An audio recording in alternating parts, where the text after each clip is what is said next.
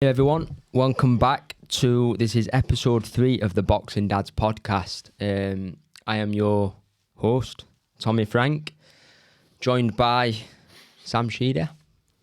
Hello. Joined by Lee Edwards. Hello. And joined by John Fewkes. Hello.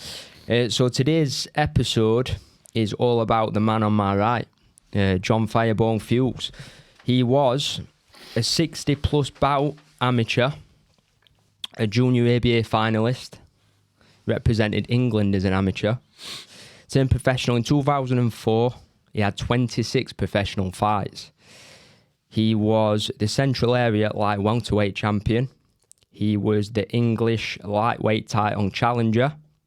In 2008, Boxing News named him the Young British Fighter of the Year, ahead of the likes of Kell Brook and Amir Khan.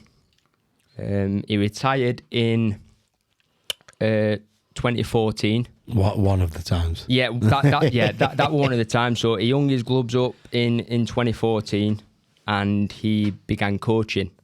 He took over his own boxing gym in 2016. That later became Titans, which is still absolutely smashing it, just full of talent. In 2021. He made a comeback to boxing, a very, very inspirational comeback. And I think there were probably still a few things that you wanted to do, but like the way I see it and we all see it, it was a very inspirational, and you achieved a lot in that comeback. Thanks, pal. And then you officially, for the last time, well, maybe, you hung up your gloves in 2022. Yeah. You are a family man and you're a fantastic dad. I think all of us here have looked up to and at times been in absolute awe of when it comes to boxing. Someone who I think as good of a fighter you are just as, or probably an even better coach. Someone who's got one of the best boxing brains I've ever seen, and that were both as a fighter and now coaching your own fighters. Someone who, again, I'm speaking for all of us, if you ever stopped us in the gym when we were training to show us a bit of something or give us some advice, that were a big deal to us, and we listened to it. Someone who, for me personally, I've looked up to, like another older brother throughout my career, throughout my life. Again, from all of us, probably someone whose voice when you were boxing, you'd always zone in on your voice. So whether you was in the corner or whether you were just in crowd shouting, yours were the voice that we picked out and chose to listen to and kind of seek comfort in that. And someone who's thought of very highly and is respected in boxing circles, and he's got a very, very bright future where I'm sure you'll be the coach to many champions. So without further ado, I know that might have been a bit long, but here we have John Firebone Fewkes. Yes, Oh, very nice, yeah. Thank you very much, pal. Do you think Tommy will be doing your eulogy? Right, on whatever, my mind was thinking he'd be great at a funeral. Yeah, I know. This were meant to be like a big up, not like a say bye to John. It felt like a goodbye. Either way, it was brilliant. Either way, it will be about me, so. He's happy. I know. Yeah. You've just knocked yourself up to the number one You spot. have, My yeah. best man, pal. Yeah. And the table. Congratulations. Yeah. And I might genuinely have to be the host of this now, officially. What do you think? You're amazing. That was brilliant, that. Yeah, weren't it? So weren't that good. you're going to do the eulogy. You know what you're doing at my Yeah. funeral, don't you? Yeah. What are you doing? One job. One job. What is it? I don't want to ruin it. What? Oh, you can't ruin it, can you? We're not going to ruin it for John. He already knows. Is he dressing as the Grim Reaper?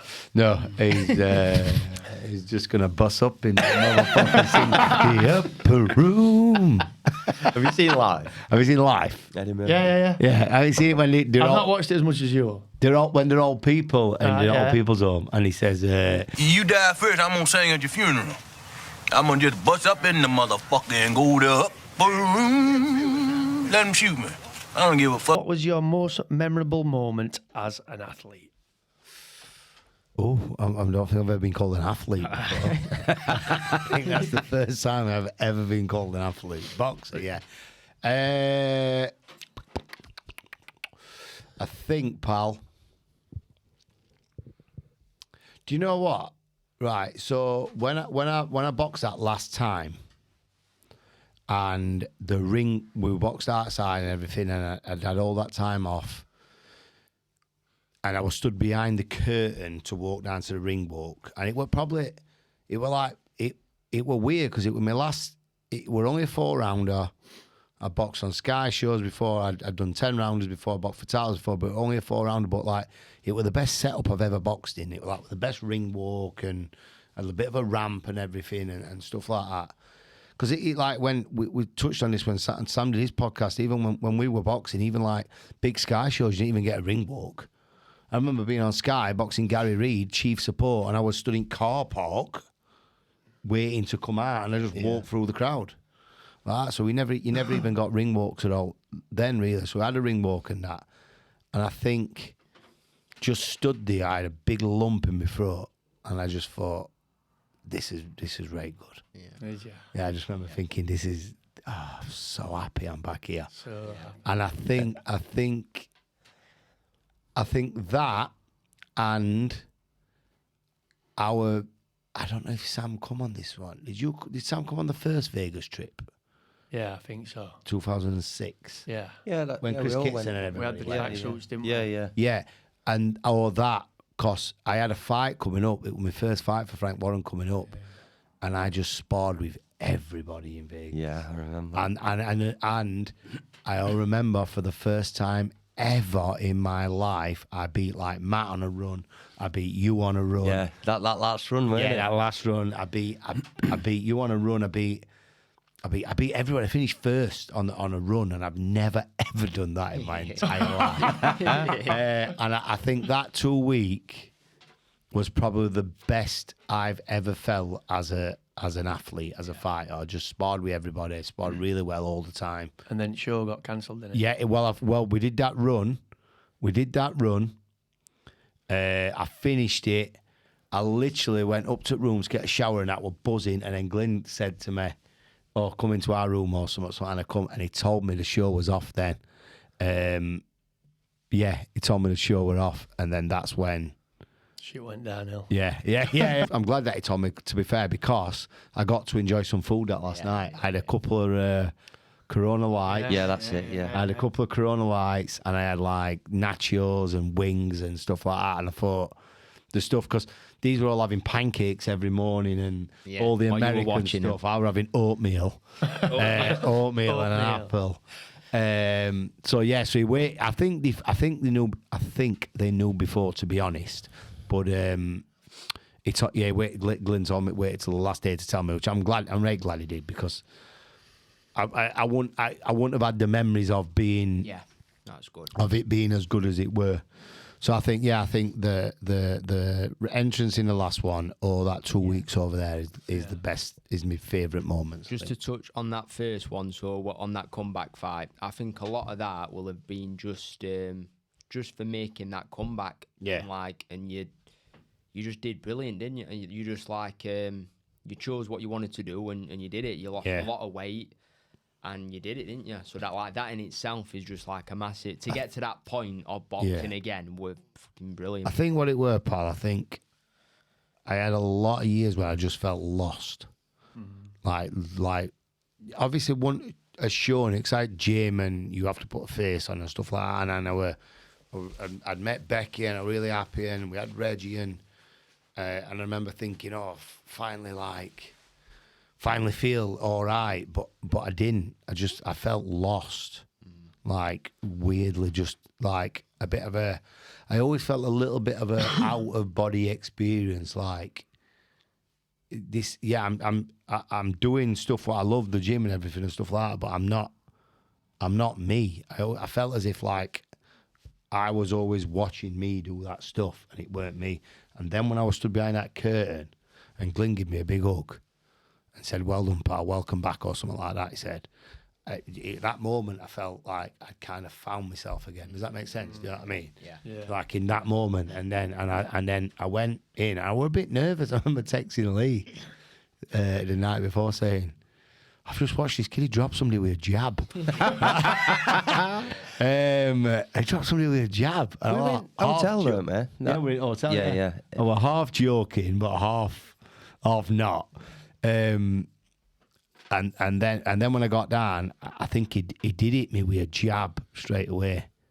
Oh dear, something happened. I can't remember. And like slips a shot, went boom right hand, and then thought, it's back. It's still Yeah. I'll be all right here. No better feeling it will than Yeah, I know. We're good. That Going back to that trip quick, remember when we went sparring at, I think it was at Barry's, or it might have been another gym, and we went sparred. Chico. When it called Chip? Have I made it up? Chip. All right, So we went and sparred. You were there, obviously. And we all did well. Tommy were a bit young. Went and sparred, had a very good session or whatever, left. Come back next day, all shutters were down, all windows were shut, it were red hot. So they'd played us. They brought out Chip to try and deal with Fewkes. Bear in mind, Chip was like the Mexican Mike Tyson. Wasn't he? He was like. They were his hero. Yeah, he was like the man in the thing. I think he was there, Fewkes. But Oh, he was their version of Fewkes. Yeah. They brought him out, but as always, Fewkes just dealt with him. Didn't work, did it? No. But yeah, right tactical move that, Do you know closing all what shutters. thing with John is, and this is based on evidence, it's not just like it's not just a theory or like a dream or whatever. Everything I'm going to say has got evidence to it. You felt so safe wherever you went with you, and you were like a lightweight technically. You ever went up to like 10 or something like that, but you were a lightweight. You could have gone anywhere. There could have been welterweights, lightweights, and it don't matter if they got better at you, if they got better at Jez, Carl. You'd always beat them up, and they weren't crap. Yeah. You didn't just you made them look stupid all the time, and I just when you know something, I didn't just believe it. I knew it, and I saw it. I didn't even worry, did we? When John's getting it, he's like, Just chuck John in. oh, I wonder what's going to Test happen this water. time. We know. We already Well, know. can you remember the second trip? We were training at Top Rank Gym.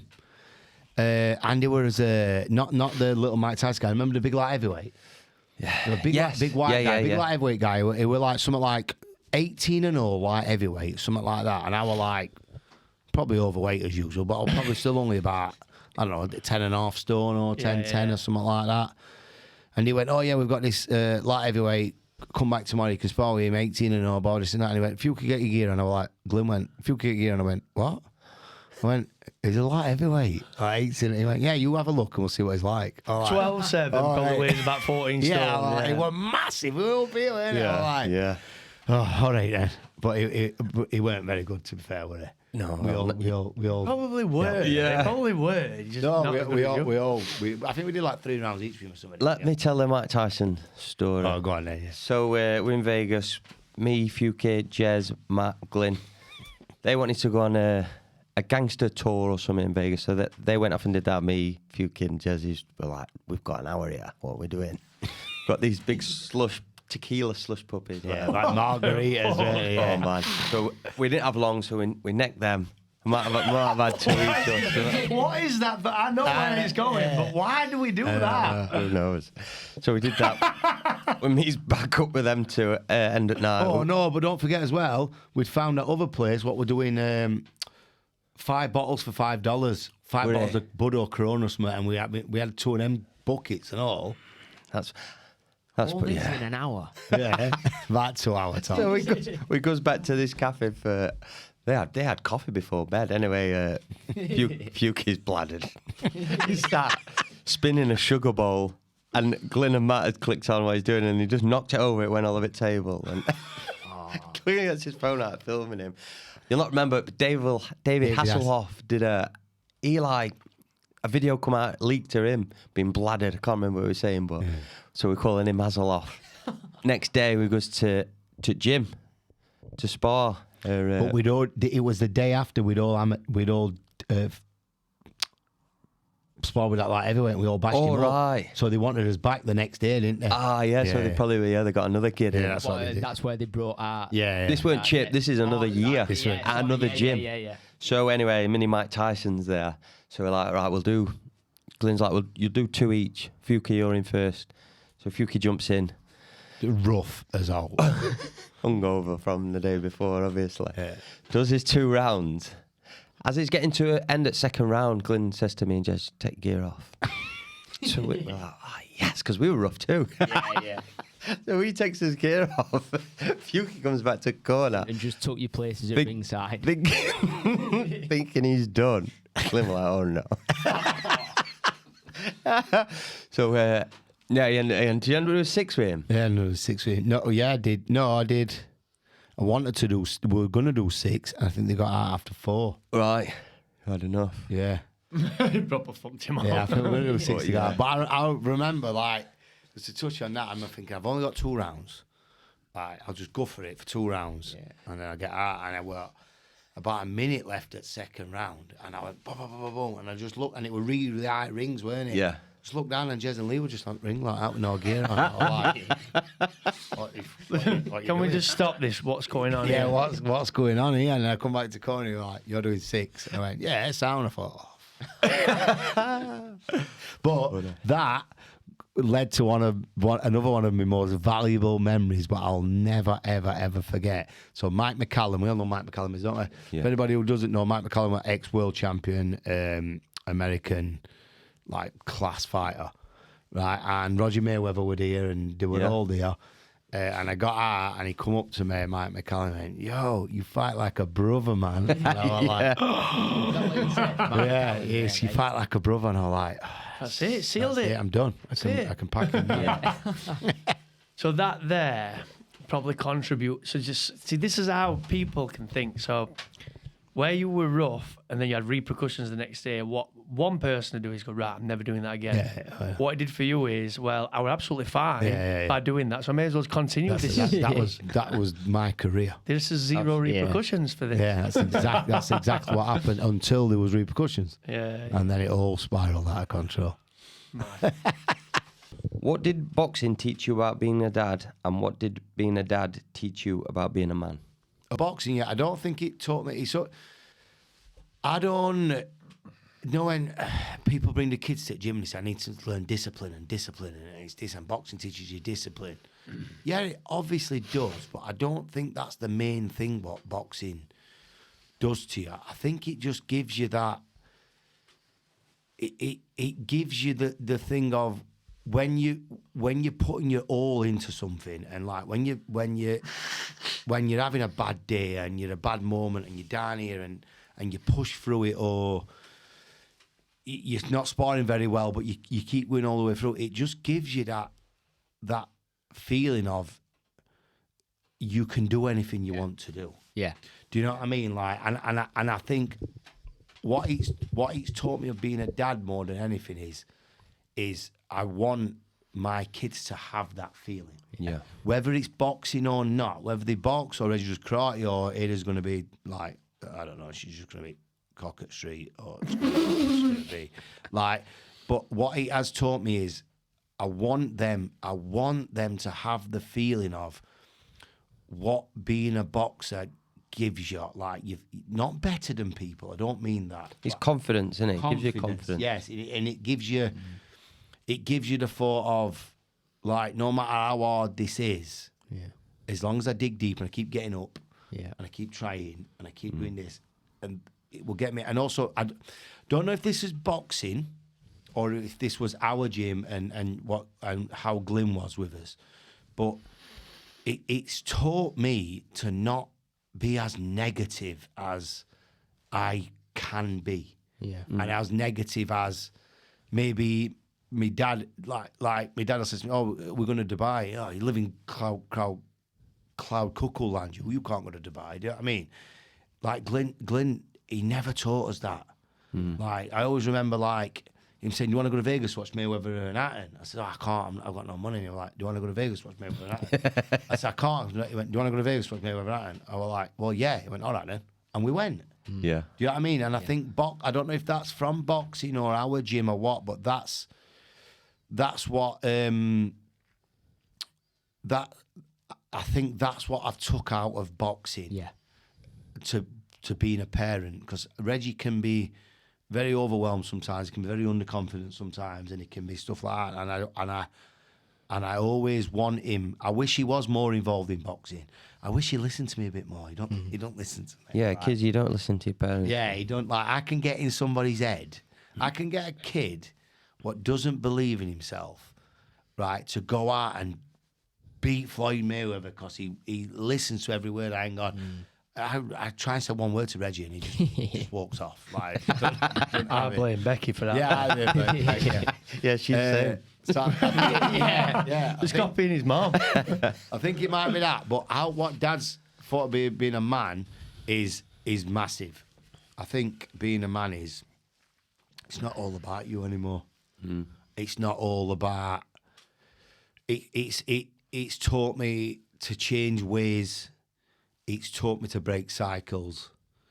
It's taught me to do what's best, to not just do stuff to make other people happy, and not just do stuff to do what you think you should do, because you've now got this person or these 2 people or these 4 people or whatever, like relying on you and looking up to you, and you have to do what's best for them, no matter who it upsets. Yeah. So I feel like, and I feel like at the first with Reggie, it didn't really hit me that hard. I didn't think I had to change. I didn't think I had to break habits. I didn't think I had to be different to how I was brought up and my dad was brought up, and this is that. I'm not saying you're wrong with that. I'm just saying, like, we've all got great memories. What we do as parents is we take all the good stuff what his mum and dad's give us, and then the stuff what we didn't quite agree with, we just don't use on ours, do we? Yeah. You know what I mean? It's not bad, but then once Reggie got a little bit older, and then I think I had Ada, that's when it taught me about, like, being a man is he's doing what's best, not for you, but for your family, for your wife and for your kids or whatever, and this and that, and for what's going to help them, not what other people think you should do, or not what you think, not what, I always done this and I've always done that. It's like what is best for them now, and fuck everything else. I was just going to say, and it's like what's best for you in order to make you the best possible Version the best version of you for your kids. Yeah, definitely. Yeah. You know what's like funny or ironic about what you said? So I think the initial thought of it's not about you anymore, it's about them. Off face value, when you've not got a kid, you start thinking, I'd probably a bit where you were before you had kids, because you're really selfish, aren't you? Yeah. I used to see selfishness as like derogatory. I think it. I used to think it was a bad thing, but I'm not offended when people call me selfish anymore, because like what you just said, when I do what's right for me, it helps everybody around me. Well, this is that is true. This is what I was going to get to. So, and I think as you get older, you learn by putting all these other things first, the spirit, God, universe, whatever. By doing all that, you then receive it back more than if you just did it for you. Because it's like ego doing it for yourself. It's self-indulged, it's selfish. By giving everything, you get so much more than if you give everything this way. Yeah. It's just energy, innit? Don't get me wrong. Like, what I do in the gym is selfish. Like, I was at Bridlington all day yesterday. Like, left the house at 7 a.m. and got in at 7 p.m. Or Becky had kids, and that's a day away from my kids, what I don't really see. But I wanted to go, and it's not that I wanted to go, it's that I needed to go, because I can't have this side of my career fail. Yeah. It scares me to think what I will be like if I fail at this. Right? And then that is for my kids as well, because they don't need the version of me from 10 years ago. Nobody needs nobody needs that. Right, they don't need that version of me. When you say fail, though, obviously, that's because you didn't meet your own expectations. Yeah, but I also... but you didn't fail. But I know that, but I also think the way how I was. Right, And when I okay, look yeah. back, it's like Yeah.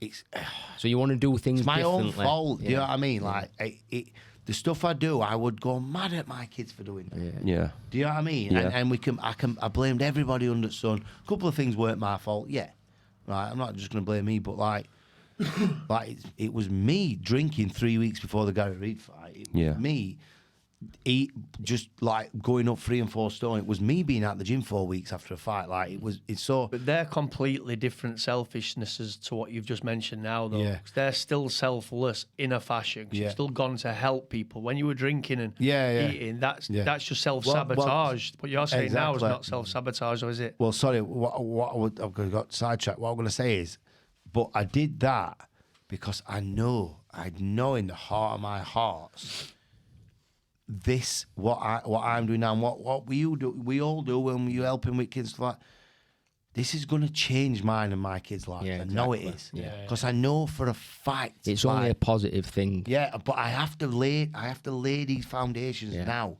Like just because I've been doing it nearly 10 years doesn't mean the first 2 or 3 years we're just setting the gym up. Then we had COVID, right?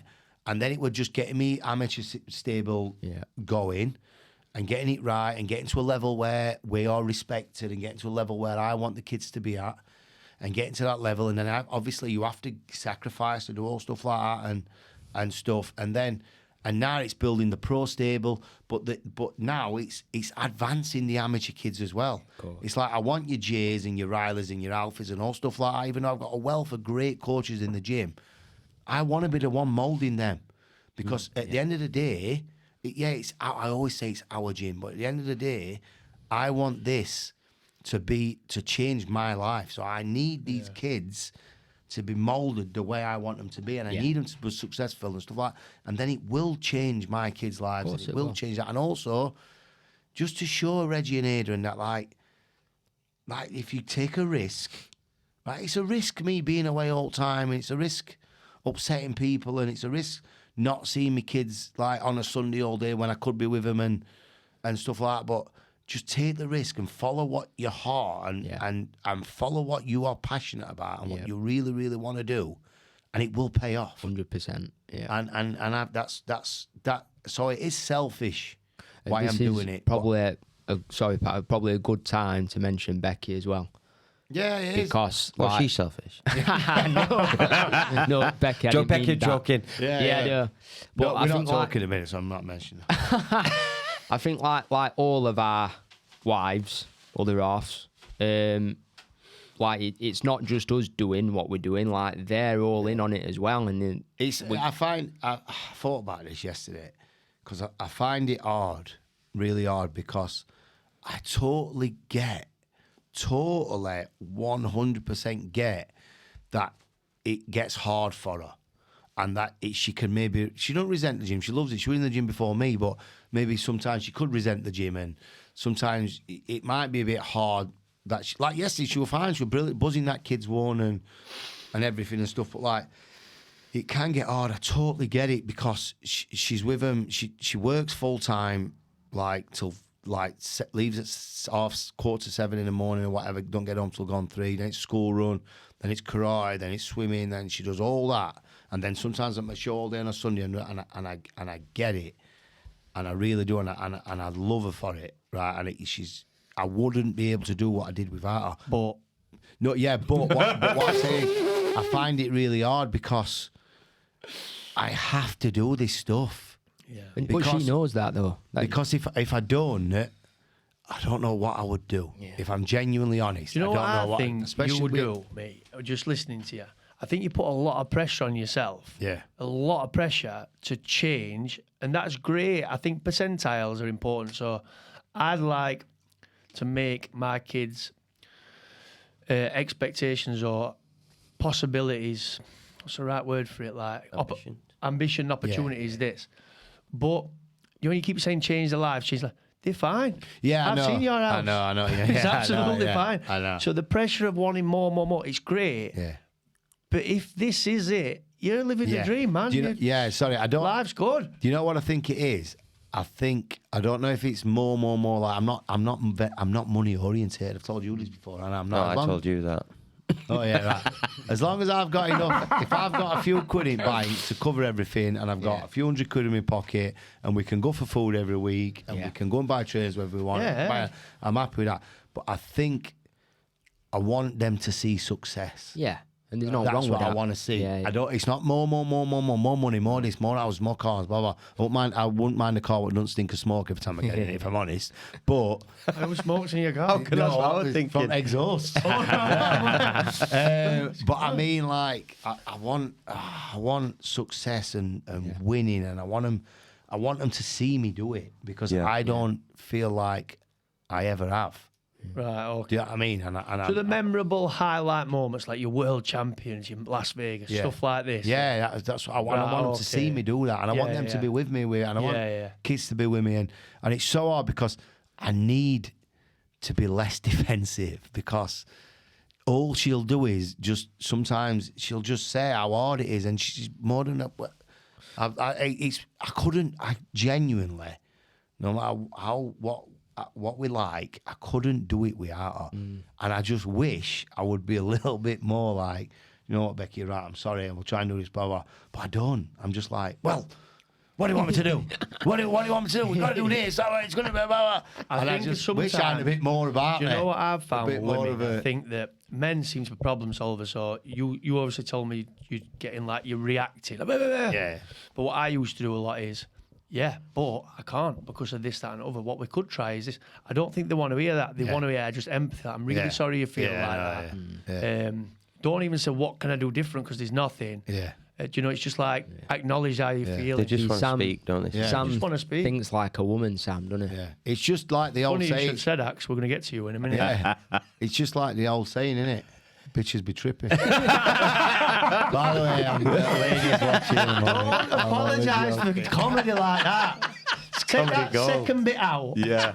Right, I Bitches be just want to crazy. hit on just a quick point. So, you know, when you're going For real. saying about, setting goals, or maybe getting caught up a bit in what you want to achieve and stuff. And I'm not saying you don't do this, but I think a good thing to balance that is just to be grateful for what you've got. Oh, and just I am like, now. yeah, and I know you are. Yeah. But I mean, just like have a look round and just think about fucking hell, like look how far I've come. Yeah. Like, should be very proud, pal. And there's like, and that's we all is. There's still stuff that we're going to go and achieve, and there's stuff we want, whether that's financial or whatever business. Yeah. But just look around It's and so be hard. grateful. Do you know any advice? I know this sounds really thingy, but any advice to any young fighter or young footballer or anybody wanting to be there? Don't get a missus or a family out yet, because that's not derogative against women. It's just Sounds like it. you know, you have to be very selfish. Yeah. And once you have kids, and once you have a wife, what you love, and a girlfriend, what you love, it's harder to be that selfish. Yeah, it tears your emotion as well. So you can be selfish, but you still might be feeling with that guilt of what you've done. I know for a fact, if I could just give everything to that gym, and I might get what I want 5 years earlier than I'll get it, or 3 years earlier. But I genuinely would rather not have it and have my happy home life. Yeah, of course. Yeah. Do you know what I mean? I'd rather have that, like my dad worked away all the time to obviously put a roof over his head and put food on the table. We never really had times to sit and watch a film and stuff, do you know what I mean? So like when we all get covered up on set here, and like me and Reggie, we have a movie night, so we have to buy the same snacks. And we set it all up and stuff like that. So I wouldn't give out for that. Do you know what I mean? But it's hard because I want both. Yeah. I want both so much, and I don't see why I can't have both. Can't. Do you know what I mean? You have to try and be a team. Yeah, Like, exactly. Yeah. You can't do it on your own. I know you said don't get in a relationship, but like Kerry would help me. Yeah. Maybe kids then, because kids is yeah.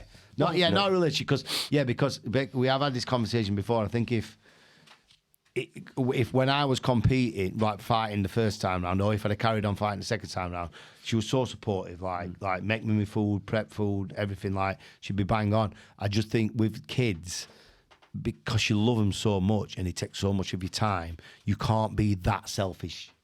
anymore. You can't always put something before them. You can a little bit, but it's like next Sunday we've got Sam in finals and Riley in finals at Yorkshire's. I've been with him with both 2 quarters and 2 semis. I've been with him.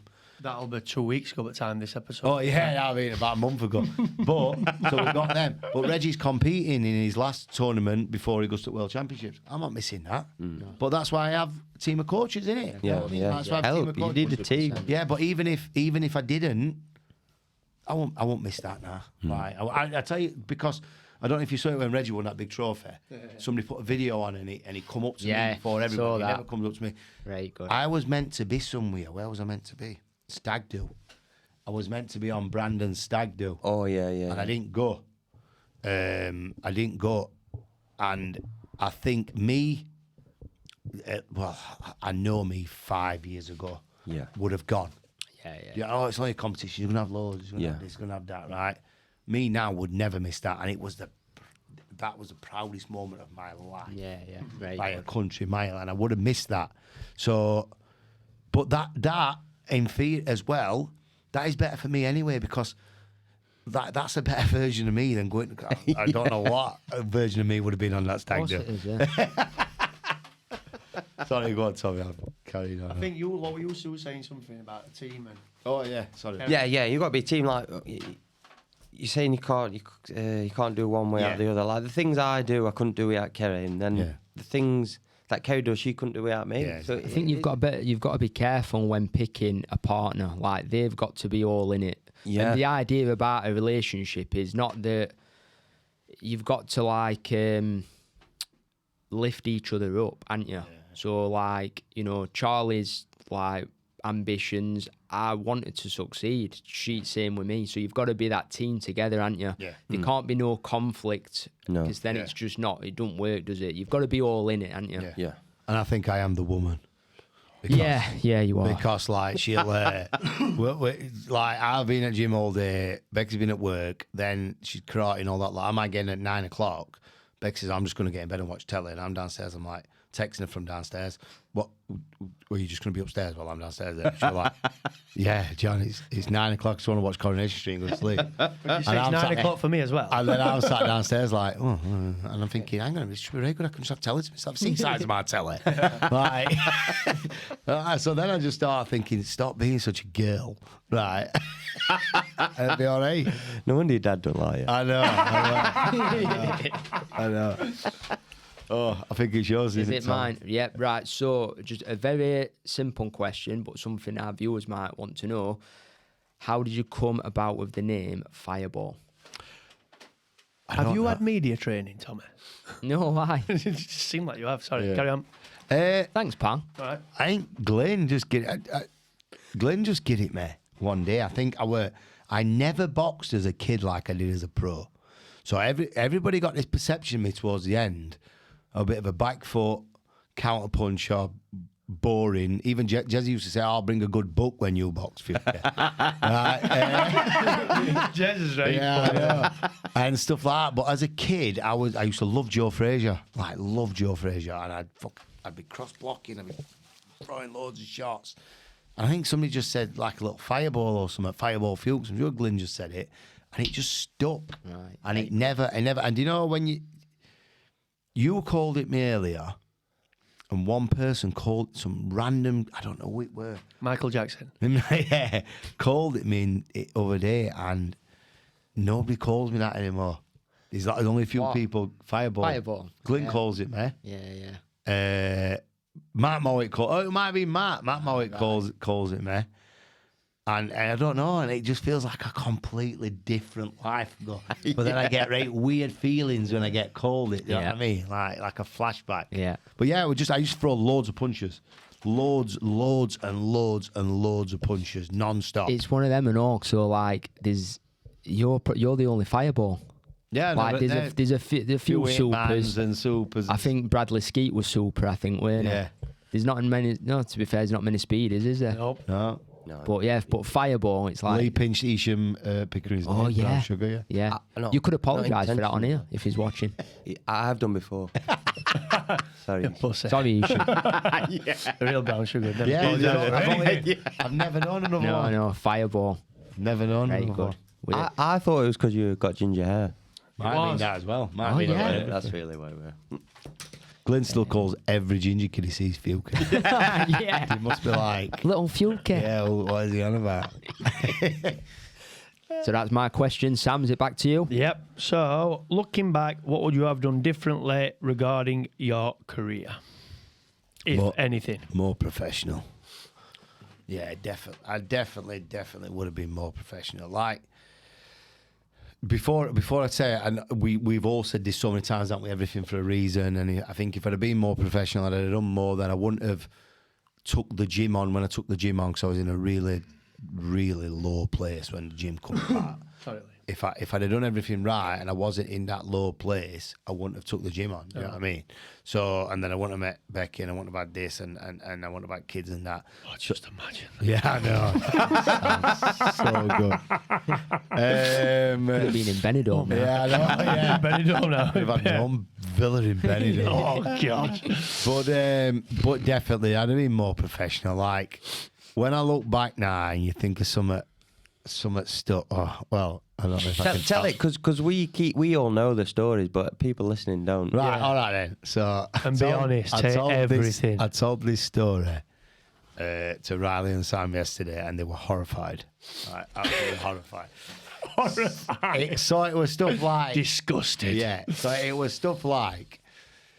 So I was supposed to be boxing John Murray for lightweight English title. And I was flying then, actually. I were on way, I was doing right all right, and the show got cancelled.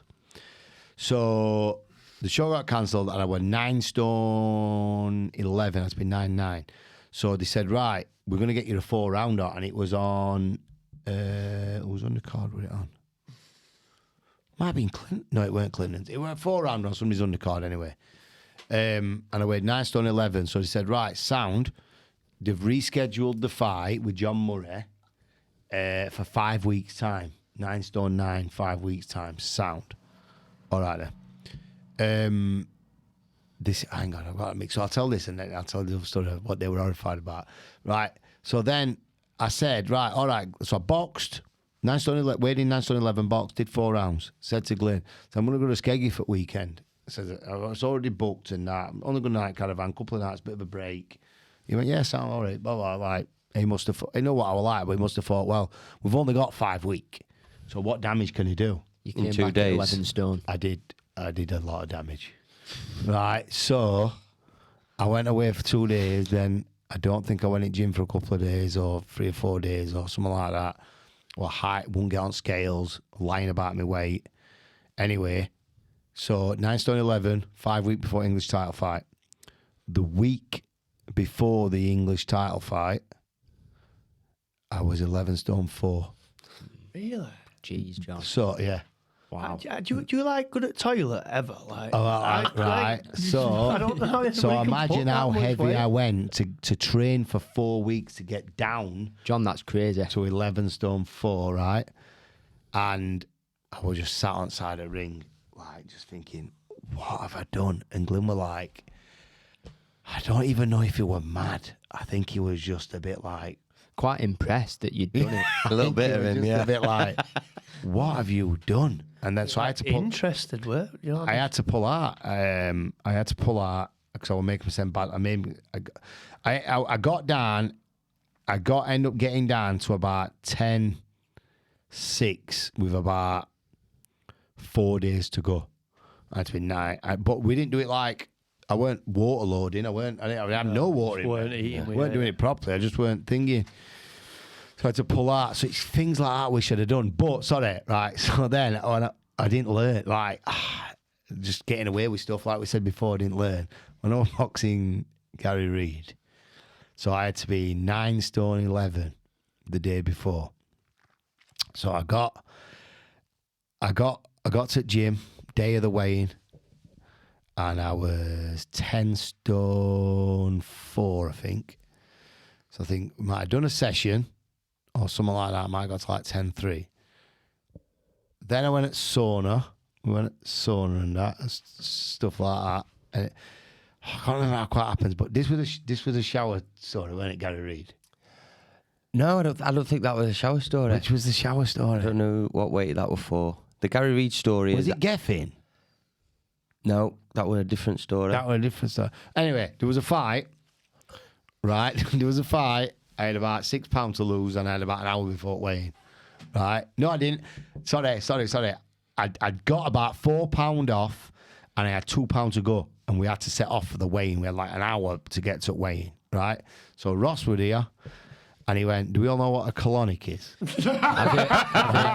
Everybody watching know what a colonic is, right? So colonic is what probably wealthy people have, where they tube up the bum and it drips water in and then another tube coming out and it like... There's 2 tubes in your No, bum. it's 1 tube. Is it 1 tube? Yeah. Well, it goes in. Single I don't think penetration. it drips water in, John. I think it like spurts water. Not. Go on. No, anyway, so it goes This in. was and in the it all 90s. comes out. So Ross said to me, Fewkes, listen, when we were in army, what we used to do if we had to make weight, we used to get an hose pipe, shove it up his arse. Right, listen, shove it up his arse, turn it on, and then it'd fill you up and boom, and it'd all come out. But we'd make weight every time. Right, so this is another thing what I said to Riley and that yesterday. So Riley had to do a bit of skipping and stuff because he were a bit overweight and his head had gone because he'd done everything right, but he were worrying about it and this and that. So I said, right, how much do you want to box? And he went, I'm boxing. I went, right, well, get on with it because I'll tell you what I had to do, right? This is how much I wanted to box. This is how much I loved boxing, right? I actually did this, right? So there were no hose pipes in the gym. So we went downstairs. So there was a public shower downstairs in the gym, right? So obviously there's a shower, but there's a big shower head on the shower, isn't there? Right? Screwed it off. Screwed the shower head off. It's still about that big. And I Note was that like- from a man like you. I was like, I can't do this. I can't do it. And I'm thinking, I've got to. If I win this, I'm boxing for English title. My head's Right? gone. All My right, head's so, gone. but then listen, and all it gets better. The shower's here, and the toilet were about, I don't know. I remember the showers. I remember like Yeah, and the showers. toilet was quite a walk. Yes, It it's was like a walk across, away, across, yeah. across, yeah. Come on. Ross is just laughing his head off. So I goes, come on then. Boom. Puts it up. Ross turns shower on, but it's a shower. Right. Stomach all come out. So then... How's he not dead? Then, That's what I mean. You imagine So that's listen, dangerous, I'm having that, to innit? run. So then I've gone boom. Oh, God. I'm running to the toilet and it's all coming out. Yes, on toilet. Boom, all comes out. Right. So I'm like, Please tell me you made weight. listen. I went, let's have one more go. Right. Loves it. Who said that? Just to make sure. Turn it on. Come on then. Boom. Goes boom. Dignity's gone then, hasn't it? Boom. Again. Belly comes out. Did he? Yeah, belly This come is out. great, yeah. Oh, look, right, swish, belly come out. The doctor's watching this. Yeah, I Wondering know. how you're alive. I goes running to the toilet. Shit all down my leg. Really? Yeah, all coming out. I'm running to the toilet. Oh my God. Then I get to the toilet. Boom. Goes, right. Sits down. It's a little bit of inner word with myself. Right. So I was 10 stone before I did it. Ross went, you'll have pissed it. It works every single time. And you were Sam, heavier. got us on scales. 10 stone and 1 ounce. Really? I just started crying. I thought, listen, Been violated for done nothing. that. I have for just, no I've reason. just raped myself. Shower graped. I've just raped and shit myself, right? And I've put an ounce on. You need to do it again. Yeah, you didn't do it right. I know, and I just thought, and, should have done it and a third Ross time. was just laughing his head off. I thought, I'm gonna. Has anybody seen Bridesmaids where she's pooing herself? She's going, look away! Yeah. Look away! And she's just pooing. She's just look away! And it were, yeah, but this is not learning. So I did that. I didn't make the weight, but I got away with it. Won 8 rounds, easy, felt brilliant. And then the fight after is the Geffin fight when I didn't make weight. No, again. that fight after was the Gary Reid fight. We didn't make weight again. Yeah, I did, yeah. So that I was thought the that was sort- that one. No, because I That was picked you sort of up one, from weren't it? Hilton. Yeah. Yeah, so the fight after that was the Gary Reid one when I didn't make weight again, got away with it. Let's tell that story quick. What What? I can't really remember how it worked. Gary Reid? I don't know the backstory, but obviously we're overweight again. Picked you up from Hilton sauna. We're driving to Donny, I think. Yeah. Donny for weighing. It were horrible. He's like, "Why window down? It's just too hot in here." Why window down? Why window up? It's just cold in here. Why window up? Just mad a bit. I'm only taking this at weighing. Gets weighed in, has a drink and has a bit of food. I'm taking him back obviously, and he's my best pal again. What's happening later? Oh, Mad so that, innit? you talking now? Yeah. I don't even think I can remember getting to weigh. I think you can relate with that to me, can't you? But sauna. Well, no, just like me making weight and being nasty Oh, to right, you. yeah. Oh, you were horrible. You don't even know it though, really, do you? No, I heard We've all stories. done it. Well, we know, Yeah, don't we? No, Yeah, but apparently, right, like in build up to fights, so like a few people have said it now, like Tegan, Sam, Yeah. like like 3 weeks before fighting Jim. I've like to think people think I'm a nice guy, No, and they so all just- said that this I isn't was even right. really a story, but you know, like between rounds where you come to get a drink. Yeah. So if I were like taking this bar, I'd come to get a drink, and you just feel an energy, a negative energy. Do you know, like when women are on time, Yeah, you yeah. know something's different, you can feel it. Yeah. You'd walk over and you'd have something to say, and he'd say, "What do you think?" And you'd tell him something And it's- constructive, and he'd go. And he'd just start walking off, and round's not even started yet. So you'd know that you'd upset him. So next round, you have to just lie and tell him positive Yeah, things. yeah. You go, "You're brilliant." Then he'd know you were lying, so he'd still be mad with you. Glenn used to call it ginger fiery mode when I got married. I used to Ginger go. I fiery. used to come in and go on the same bag. Remember that red Greenhill bag? What Yeah, the yeah, rated yeah, corner? Yeah. I used to go on that same bag on my own all the time. And after about 10 minutes of eating bag and that, he'd go, "You all right now?" I go, "Yeah, I feel it. I'm all right now." Yeah.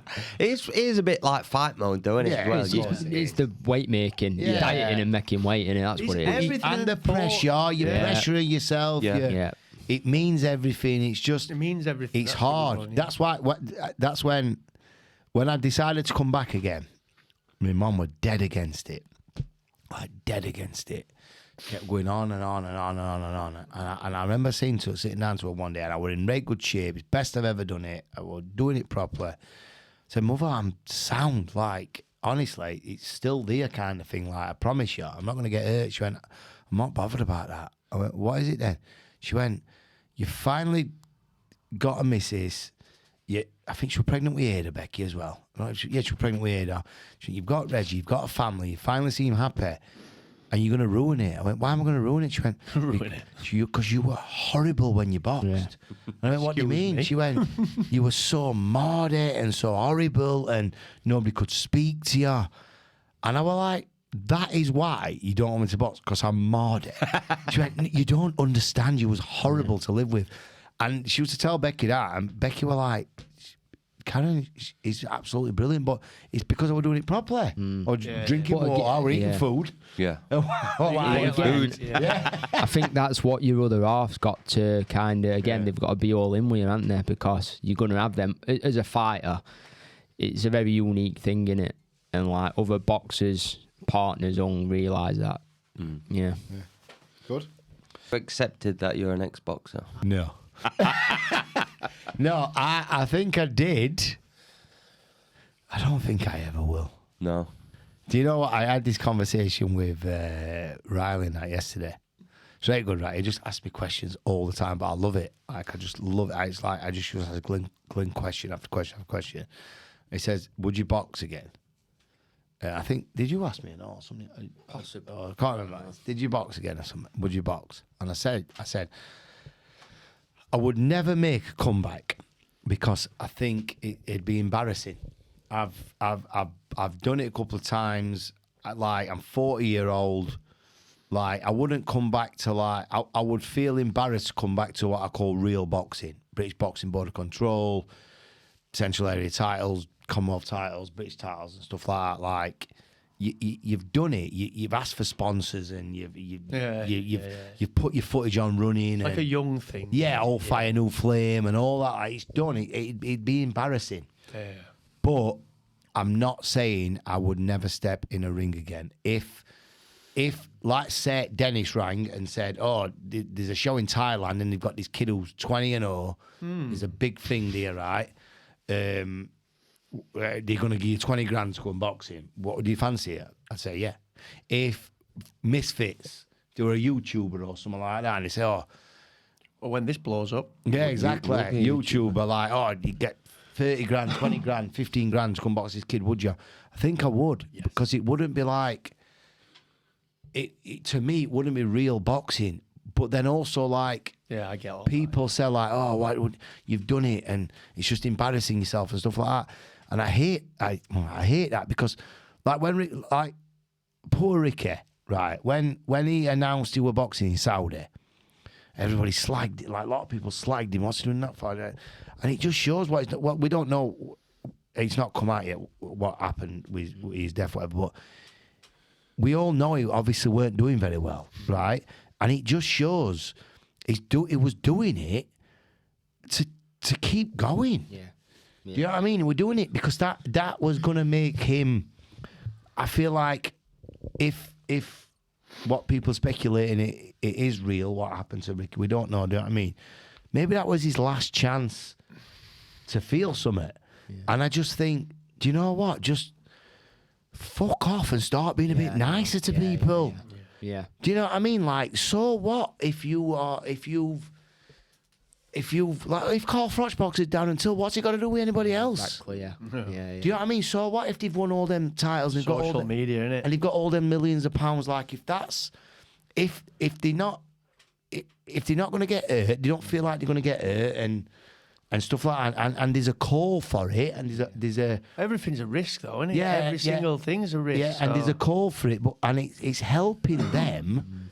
Then why not? And like, I think if, like, I'm telling you now, Jake Paul's having it. But if Jake Paul or something rang, or I would box like that. Yeah. I think I would. I know I would. I would never box properly again because that chapter's done. But to be fair, I think when you're talking about Ricky, you were very transparent in that. So you openly said on interviews, look, this isn't a comeback. Yeah. This is just an opportunity, what I've got. I'm not saying I'm getting back in mix for titles and I'm going to, giving it another go.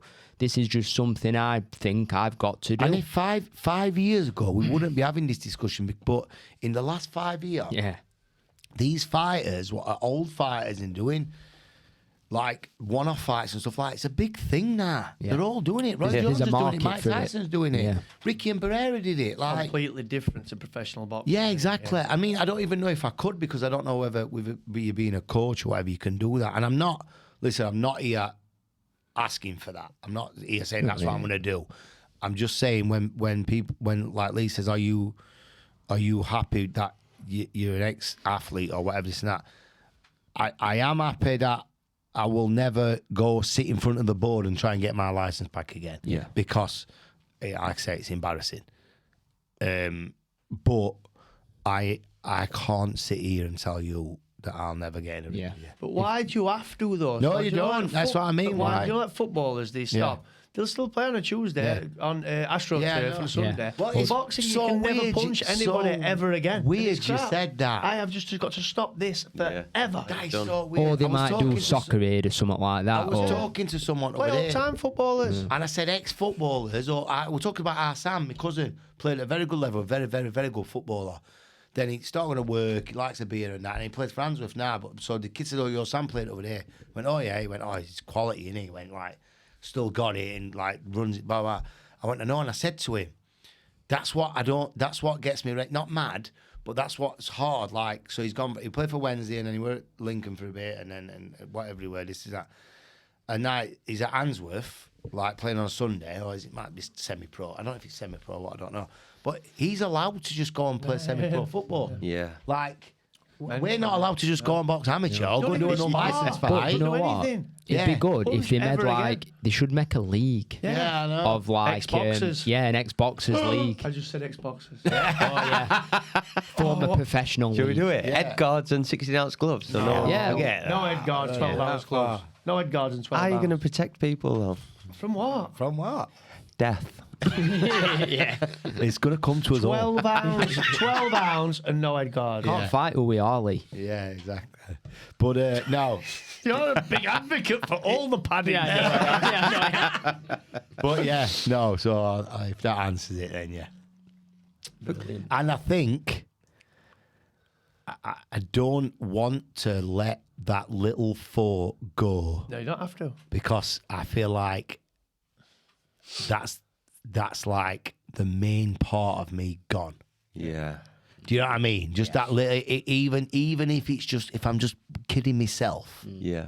and it's the little thought about saying, wait, we might have one more. Got hope, There's innit? no wrong Yeah. with that. Then, and if That- it keeps me going, what's it matter to anybody That's else? that little fireball flame in your heart, Yeah, innit? yeah. It's like a little gaslighter. It's Yeah. always there. Yeah, and I just think That'll be forever, that part. I'm honestly now.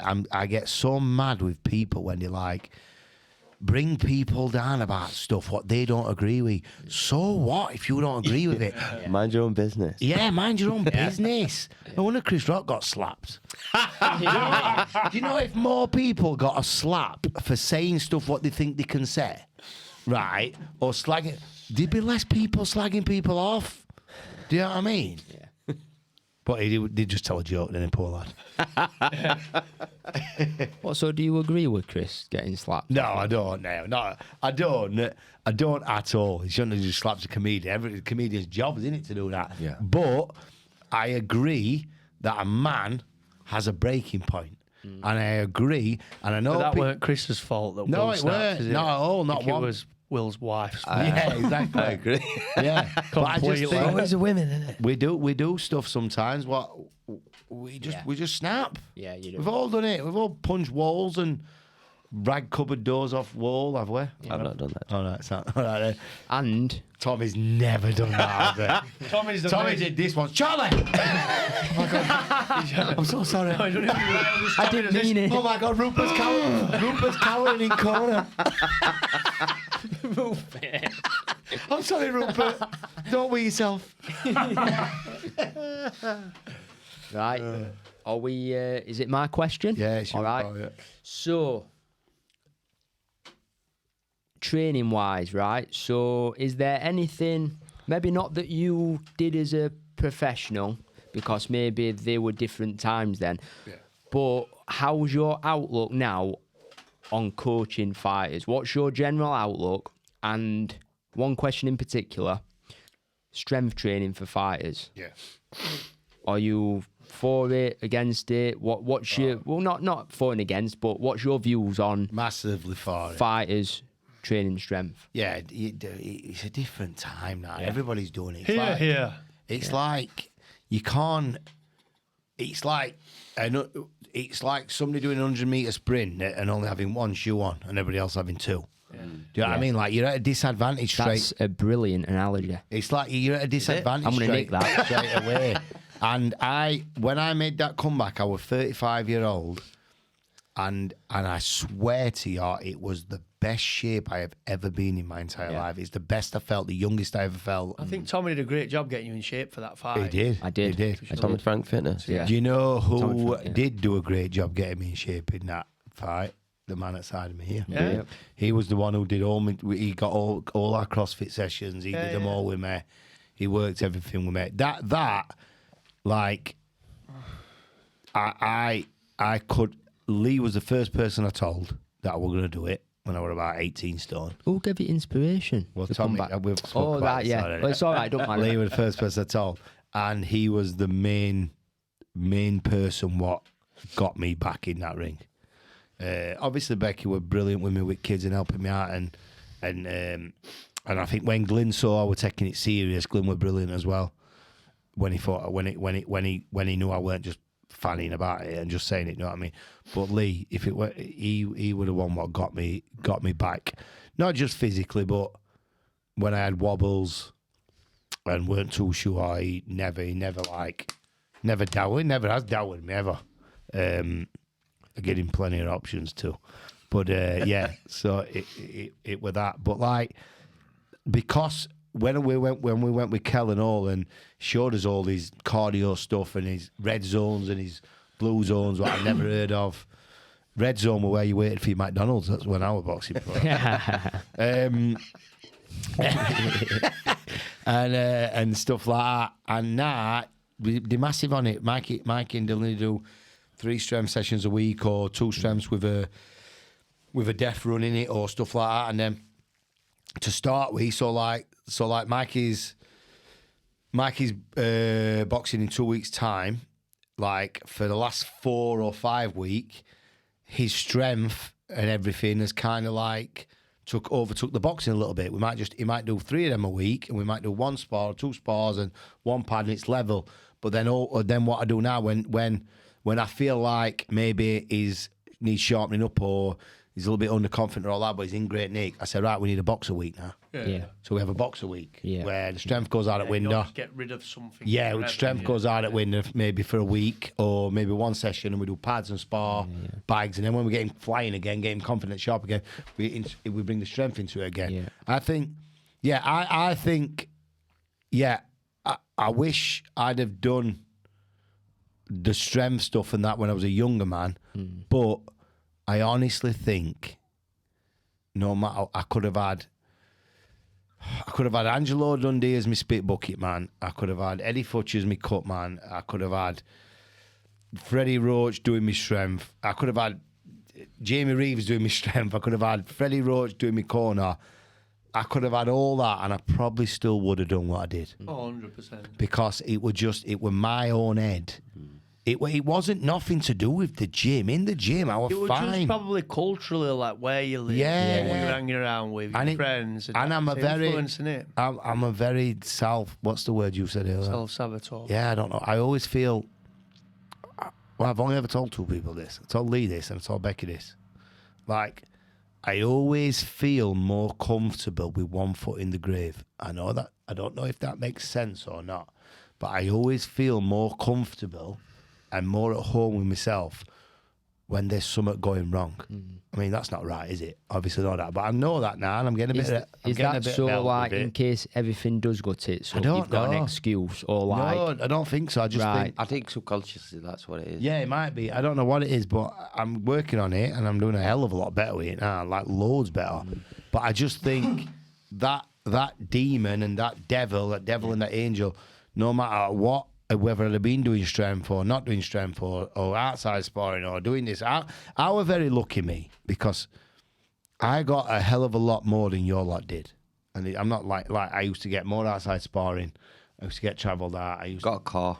Got a car and stuff like that. So it were, and I kind of threw it away. And I feel like You didn't kind of throw it away. yeah, I know.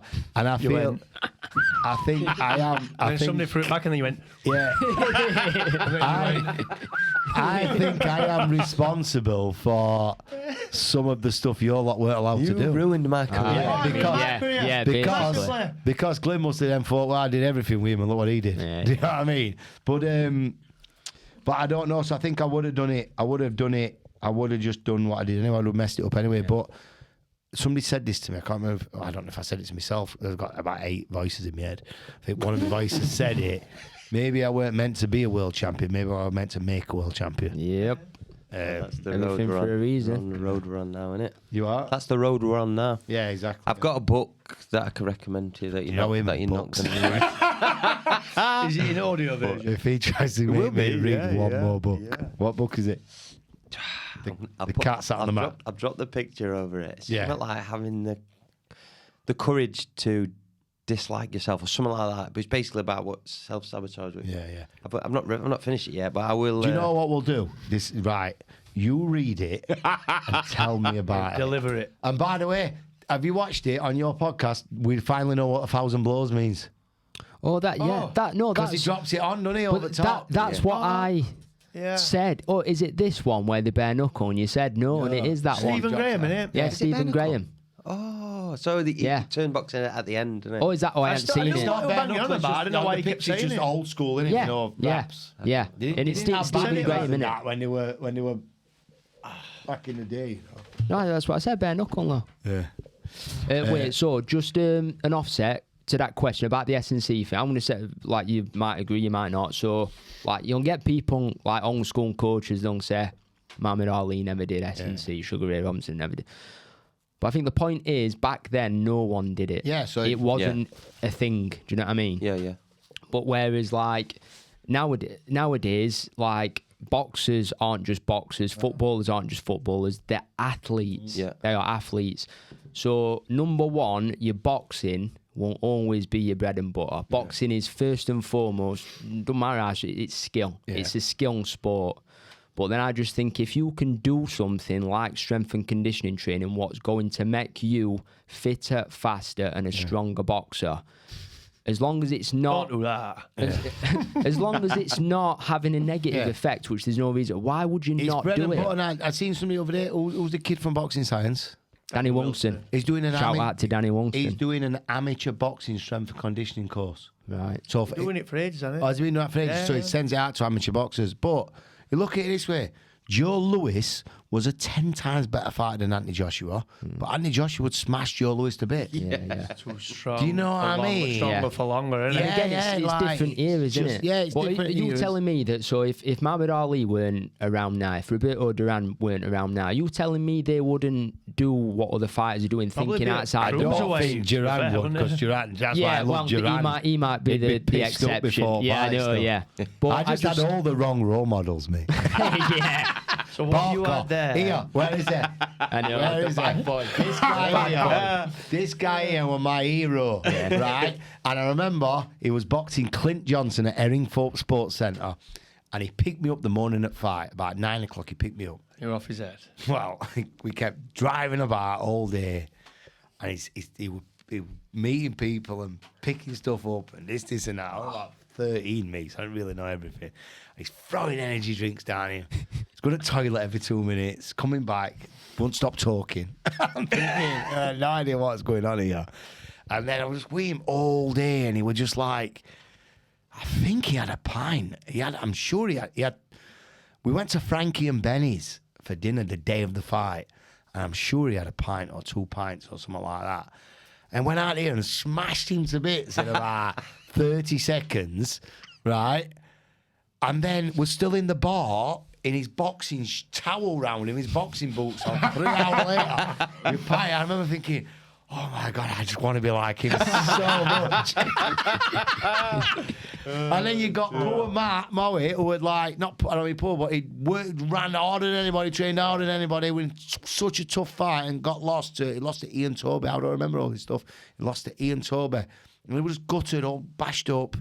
And he was just gutted, and I felt very sorry for him. And Barker's been boozing on day, probably off his box, still stood in bar with towel round him, and just looks, just smack, and everybody's looking up to Barker. And bad I'm boy. like, This You're is bad called boy. something. It's called confirmation bias. So you've found like one person out of 1,000. when did you get really clever? Just has read books. Started reading, pal. Shows me. So you've got Bookworm. 1,000 things. Nerd. 1,000 things telling you to do it a certain way that works, but you don't want to do it that way. You want to do it a certain way. Yeah. And 1 in 1,000, Jason Barker, Yeah, I know. Ricky Hart, and stuff like that. Oh, but they're doing it that way. Yeah, Yeah, but exactly. 99.9% Yeah, I know. can't do it like that. I know. You've got to play the odds, haven't you? Can you remember Vegas when we found that chip? Found a $100 chip. Yeah, and we found a $100 chip. Tell me if I found it, not we. Tell me if I'm telling this right, or if I'm doing that Fewkes thing where I basically make stuff up to make it sound better. Right? Found a $100 chip, and you wanted to put it on 25. Yeah. Right? Which is 30 odd to 1. 35. 30 Is whatever it to 36? 1. 35? Right? 36. And you put it on 25, Yeah. and as it was spinning, Jezzy moved it. No, it wasn't as dramatic as that. Did Jezzy move it and put it on red or black or something? No, so I was going to put it on 25 because that's what I Yeah. would put it on. Jezzy said, don't put it on 25, put it on red. Yeah, because that's 25, isn't it? Because, yeah. Covers Yeah. 25 and off the board. Yeah. Yeah. So, And it obviously, come in- $100 a lot, come in, wasn't didn't it? So I put it on black because I always go black, not red. Yeah. And 25. Right? Sure, Yeah, really? yeah. Let's And- do this now. Don't tell me not to.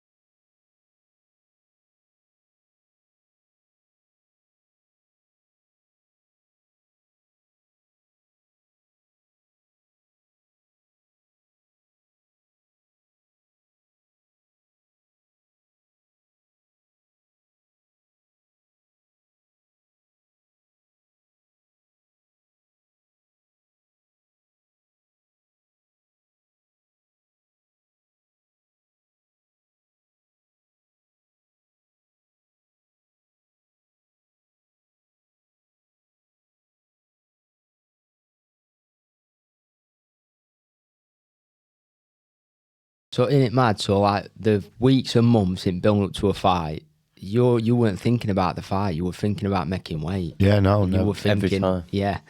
That was your main worry. Fight. When I Biggest sit- fight. When we sit and watch kids like Dylan's boxing, Mikey's boxing, and I think you should sit and analyse them and have a look and stuff, definitely, and we do. I remember thinking, like, I never even used to think about this. Like, I just thought, I'll just run to every weight, I'll spar because you spar. Yeah. I'll do this. I I watched the kids that box, but That just was more out of interest, weren't it? 'Cause she likes boxing. just for an idea. Yeah. Is he tall? Is he short? Is he whatever? Is he this and that? Do you know what I mean? It was like, is he as good as me? Is he not? Like, do you know what I mean? It was just, and then once I'd watched it and I kind of knew, and I just thought, well, as long as I do what I'm gonna do, Yeah. then I'll be all right. Is that something you do with your fighters now? So do you go in depth on studying their opponents? Yeah, we'll watch him. Yeah, well, sometimes I'm a matchmaker's nightmare, but I don't really care because they'll send me an opponent who might have won 4, lost 42, right? And I'll watch him. I'll say, I'll have to have a look at him. He'll go, he's only won 4. I'll say, I'm not bothered. Right, I'm having a look at him. Right, and I've knocked kids back. What's like 1-2 for like Dylan or Mason or even Mikey, whatever. And he's only 1-2, lost 50. I'm like, or you don't want it. One had 1-6, lost like 50 odd or 40 odd or something like that. And I look, all these 6 wins were against 6-0 kids, 10-0 kids, 8-0 kids. And I watched him and I went, he's all wrong for Mikey. I'm not boxing him. And he went, well, he's only won 4. I said, I'm not bothered. That's concerning that the person's saying that to you, innit? Yeah. It's like, what does he But if actually you know think, about Yeah, I know. But it's not just going on records. It's looking at like an opponent for one of your lads or lasses. But what are they gonna bring to the table? Yeah, and what are they gonna? When are they boxing? Who have they boxed? And what are they going to learn by beating this kid? You might have something in your head. Say for Mikey, for instance, you might want him against a southpaw. Yeah. To tick that box. Is even stuff like, are they on the 100 fight? Because if they're on the 100 fight, they're going to turn Is up. it his final bout? Yeah. He offered me, and bearing in mind, like, so Dan does the matchmaking for us, and I rate get on with Dan. He's proper sound. But like before I knew him, before I was sound with him, he was like, oh, why don't you box him? He's just going to come to lose. And I said, so he offered me Owen. Like, we all know Owen Durnham, good fighter. We Very good. Very, very. Boxing deck next. We've known We've known him a long, long, long time, right? So I think it was for Dylan's second fight. Oh, what about Owen? I went, no, he's not boxing Owen. He went, wait, he just goes on road now. He's on road now. And I went, listen to me. I went, I've known Owen a very, very long time. The kid could have been a British champion, if not more, if he wanted to do that, right? If he boxes in Sheffield against one of my lads, he's going to turn him over. Yeah. In. I went, I'm telling you now, he's going to do his best. He's going to turn him over. And at that stage, Dylan won't mind me saying this, like, Owen is a lot more, what's the word? He's not a development opponent, is he? Experienced, better, well schooled. Yeah, he's been in the gym a lot. Yeah, do you know what I mean? 60 odd bout, amateur, he beat 70 odd that, bout. in his last amateur fight for Glyn, he beat that Vlad, who was like an 100 odd bouter. Do you know what I mean? Like, he's shit hot. There's not boxing him. But that's what I mean. So I will, no matter who I don't know what they are. mood he's going to turn up in Yeah, there. exactly. And I know he's going to want to turn problem. one of my kids over. I know he is. Now, if Dylan's had eight or 9 fights, Yeah. and then completely different, because isn't it's it? worth the risk. Because Dave Owen does try and turn him over. Dylan hopefully should be good enough by then to think it. Or if he in, then So be it. family's level. But that's probably Not something me. that a lot of people don't understand about boxing. So yeah, as a fighter, you won't fight anyone. Of course, that's how you've got to think as a fighter. That's how we are. But then that's the skill of being a good trainer / manager / matchmaker. Because you've got not everyone's got the same level of ability, or some are more skilled in one sense. So you've got to look after fighters and you've got to develop them. You've got to think they're not you. I think that's what a lot of trainers struggle with. They're not you. Well, you'd beat this. Well, I'd beat that kid. I'd beat that kid now. So what? Doesn't matter whether I'd beat that kid. Yeah, now. what a You'd beat that kid ridiculous now. statement when you say that. They'd when beat you him now. hear it, yeah. Or it's like, well, if he's not going to beat him, there's no point in doing it. For your first few fights, that don't count. If you've had 10, 11 pro fights or 8 or 9 pro fights, Yeah. and you can't be even a good kid who's on the road, let's say Fons Alexander turns kids over. Let's say Carl Sampson turns kids over. Let's say all these good kids what just go in the away corner and they turn kids over, but they're still not like British and Commonwealth and European level. So if you're 10, 11, 12 fights in and you can't genuinely beat them kids, then you might have found your level. Yeah. But if you're 2 fights in, Carl's going to turn you over. Yeah. Fonza's going to turn you over. Like, these kids are going to turn you over because you're learning your trade. So that well, if you can't beat him, he's not going to do out, doesn't count for your first half a dozen fights. What about David A? He lost to Carl Thompson. Yeah, Carl to That would just, well, not necessarily bad matchmaking, but wrong tactics. He's about 5 fights or something. He'd not had many. Like that. Punched himself out. Yeah. When Carl Thompson a world champion? Yeah, He were good, but he were at the end. Yeah, he was at the end David of his A were career. blowing through everyone. David A were just smashing everybody to bits. So they've always put him in with him. But it was just the wrong fight at the wrong time. The cat, yeah. I went to Sheffield Rings boxing to watch him box Chris Eubank. Did you? Yeah, what a fight. What a fight. Tough, man. Oh, both of them guys. Oh, proper rock hard, aren't they? Yeah. Don't make them like that anymore. No. It's me. What I wanted to know, because you keep asking, what's your best memory in boxing? It doesn't have to be your fight. So just your best memory in boxing.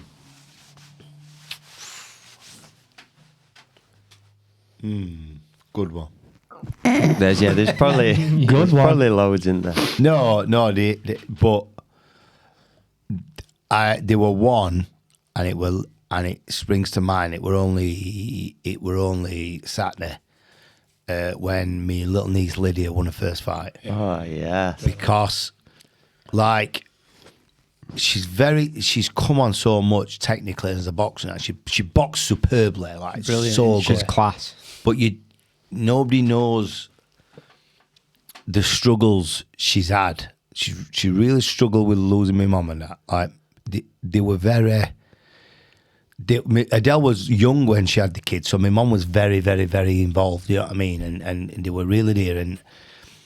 And she's always been this shy, nice little gorgeous little doll girl kind of thing. You know what I mean? And then she's really struggled. And I remember when she first come in gym, she was crying in sparring all the time. And no matter how technically good I thought she was going to be, I didn't know whether she actually had it in her to actually get in there. And then she had her first skills and she was brilliant, but her bouts are different. And it was a game tough young girl who she boxed.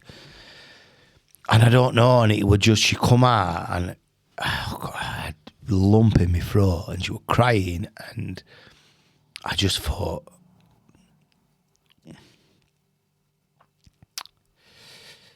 okay.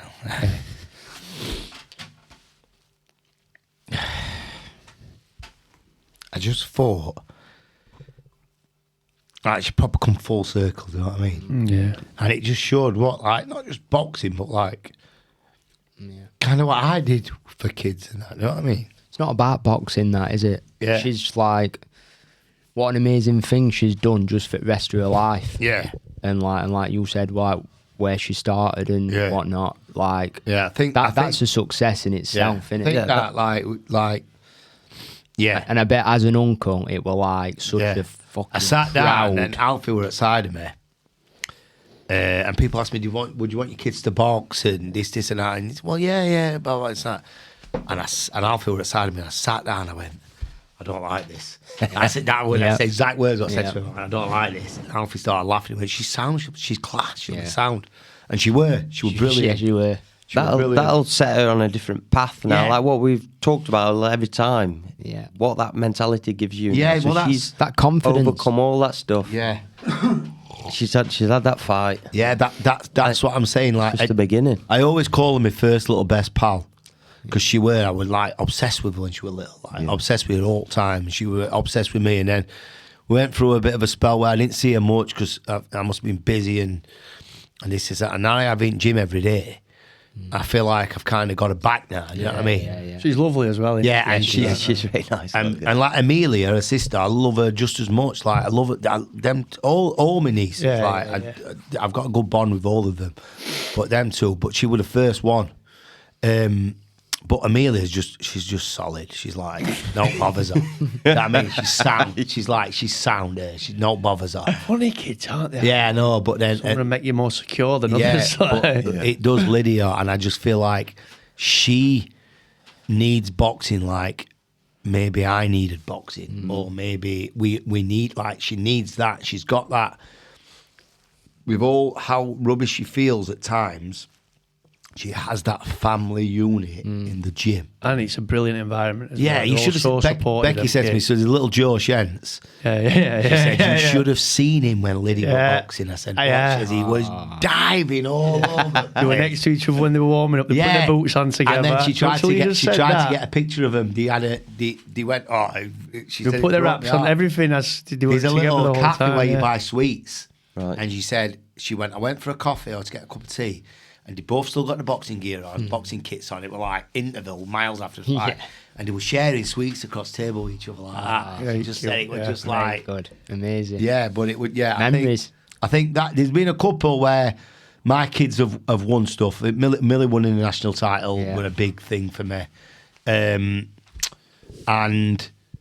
they were Harrison first boxing, my first Connor having his first pro fight, Connor Doberney. Yeah. My firstborn. Your firstborn. Yeah, like, that were all good. But I think that Saturday was really like, I don't know, it all come kind of full circle for her, and that, I think that's one of the proudest moments of my entire life. Yeah, boxing career. She was so happy. She was crying for about 2 hours after. She said, Yeah, what I are you know. crying for? Stop crying. Stop crying. I know. And you know another thing and all, I was thinking like all this like Teddy Atlas quotes and that to get her through it if she needs to get through it. She didn't need me to get her through that. I literally just sat down and went, that was very good. Do you know Do when that again. I warmed some kids up and she was one that's warmed up. And you know how some kids aren't really interested in what you've got to say just because they focus. Yeah. So as soon as I went over to her, she stopped what she was doing. It's like, Yeah, no. looked Girls directly in listen my so eyes, much better. But it were like, all of a sudden I got super nervous thinking, you're actually going to listen Yeah, to what I'm about to say. You're not even ignoring This me. better be good. And I was like, oh my gosh, I don't know what to tell her. And she was like, okay, waiting for something, just something. And she was brilliant. They were all Girls brilliant. are so much better to train until they get to about 17. Yeah. Then And they they're find nine. boys. I remember Mascara. Ruby, when Ruby first started boxing, it's a first proper open spar. And I've been shouting at lads for like 6 months to get the left hand up, and none of them were. And I said to Ruby, Ruby, your left hand's low, you got to keep it up. Sam, never move from here. She had about 8 fights, never move from here. Brilliant. Yeah, and then you get to like Millie's age and get into Tia's age, and then it's just like, I can't be dealing. Yeah. You put 3 kilo on. I'm on my period. I don't want to know. Yeah. Just tell me you've been eating Kentucky. Yeah. And what's changed about your eyelashes as well? I know, What's going on here? So everything just changed like that. Basically, they were all boys until they're not. Yeah, innit? until they're not. Exactly, yeah. Mad. Right. So what I'd say is, so literally talking about your kids boxing and stuff. So and like you can all answer this. What's your opinion on your kids getting into box? Obviously, we're all former boxers. It'd be a terrible thing for us to say no. We'd be such hypocrites. Wouldn't Yeah. we? No, my kids aren't doing that. I'm not for it, to be honest. I've got 2 girls. Yeah, I'm yeah. a bit old fashioned. But I remember Lyndon first fight and I hated it. Yeah. I hated every minute of it. Yeah. So I would definitely be. I couldn't think about worse, me. Yeah. I mean, obviously, I've got Connie, but the thing is, I'm definitely gonna you're gonna teach them how to defend themselves. I'm gonna teach them how to stand up for themselves. And obviously, we've got Connie. She's 18 months. I've got a little boy on way, so I'd definitely be taking him to the boxing gym just to interact and like come down and be with your lot. And I just think boxing, it's brilliant for the confidence and development in it. But Definitely. you know, when it comes, no, I was going to say when it comes down to actually, boxing, I hope that they never kind of ask me that question and they say I want to do it. I don't. Tommy's just asked himself a question. Yeah. Yeah, I have. I know. I'm sorry. I think it depends on the kid. that. Because the only reason I wouldn't want them to box is not because I don't want them to get punched in the head or a lie. Obviously I don't, but A little bit. Yeah, a little bit. But I think what it can do to you mentally sometimes is not worth. But that's guidance, though. Yeah, I know. But it might not be what boxing did. It's the person. Yeah, I don't know if it's boxing. I think it's us. Yeah. It was funny how I were in pub yesterday talking about this very thing. Like our friendships go one way or the other. And I was in the pub yesterday with two of my very good friends, and we've always drank too much. Yeah. Like, I just don't know when to stop. And other friends we used to go out with when we were like 18, 19, 20, they stopped. Yeah. And we didn't. Sounds so boring. And I don't know it. And then I was like, is it us? Or is it, we were talking about this generation of coming through that they don't drink as much. And we're saying, would we drink the same? Yeah, or Or would we find each other and do it again? Yeah. Or would we not drink as much? And I said, I have this conversation with boxers. Yeah. Every boxer I know is mental. Yeah, I know. But it's like it attracts us to it, innit? Are we attracted to the sport? But there is look, Tom is probably the most normal. Yeah. But maybe I know you the least. Maybe that's why he's the most feminine. Maybe we need to work on that, Lee. Maybe me and you need to Spend more time together. Yeah. Need some quality time, don't we? Yeah, we do. Yeah, but I think when I watched Lydia and it felt that bad at first, I thought, oh, bad's it going to be? So when I watched Reggie do his karate, right, and it's not contacts yet or not like that, my legs are like jelly. Because it's watching him perform, and it's mentality with our kids, isn't it? And it's just, like, and I don't worried about his mental. Yes, and I don't want him to be upset. Do you know what? He's mad. So he's got world championships in 4 weeks. and he's getting bladdered. Yeah. And he were out in rain, he was bouncing it down, and he's practicing stuff on trampoline in the rain. The water was dripping off him. He went, right, good. what you doing? She was upstairs. What you doing? He went, I've only got 4 weeks, Mom. Right, yeah. Because he goes in the class with the older ones now. So his coach Libby is saying to the older ones who are like 15, listen, you have to start sacrificing if you want to be a world champion. Right, you have to sacrifice, and he's in the same class, so they must just forget he's there. And he's going to his mom. You have to sacrifice. This is me and his head stuck to his Red cheeks. Yeah, it's bouncing. And she's saying, "I have got 4 weeks," and I don't know how I feel about that because it's a great attitude, and he's not going to go to take part. He's going to go to try and win. Like otherwise, what is the point? That is the attitude you need. Yeah, Of course it is, yeah. But I don't want him to be 7, Yeah. worrying at night and giving himself pneumonia Yeah. because he has to. But it's hard because you want to be a Roger Mayweather and a Floyd Mayweather Senior and Roy Jones's dad, and because they wouldn't be them if they weren't like that with them. But they hate their dad. No, but Floyd to don't be look fair very though, happy at the John. minute either, does he? He what? Floyd never really looks happy, does he? No, that's what I I don't mean. like it So, at all. it's- But the thing is, you weren't forcing him to be out on that Yeah, trampoline. he's No, I know. he's doing it himself. He's doing it himself. I get what John- You His weren't coach stood there. was. You weren't He was stood there watching with his your liver. whip. What I took from what he said, I don't want him to. What I you didn't even said this. I've took from that is these mentality he's got about being disciplined, whatnot. Is it going to ruin him? In He was future? crying in the car. Picked him up from training over there, and I said, "You had a good day?" He said, "Yeah." And this is that, and he never talks to me. Never, ever, ever talks to me. And I said, his bottom lip started going. I said, "What's up, pal?" I've only got 4 weeks, and I was dropping this, and I was doing that, and I was doing that, and I went, mate, so what? I went, as long as you're preparing yourself. You might not agree with me with this. Some of you might, you might not, but I said, as long as you're preparing yourself as well as you can, and you're not cutting corners and you're trying your hardest to become the champion you want to be, right? If it doesn't happen, so what? I said, if you're not trying your best and you're not preparing yourself properly, then you don't have to, then don't do it. Yeah. I said, but I don't want you getting this upset because you're worrying so much already, because he's such a worrier anyway. You're worrying so much about what might happen. I said, he trains like 12, 14 hours a week. He's only 7. He practices at home. He does all that. Like, I don't want him worrying like he were. I don't want him upset. But it is part and parcel of being a competitor. I get that. Yeah.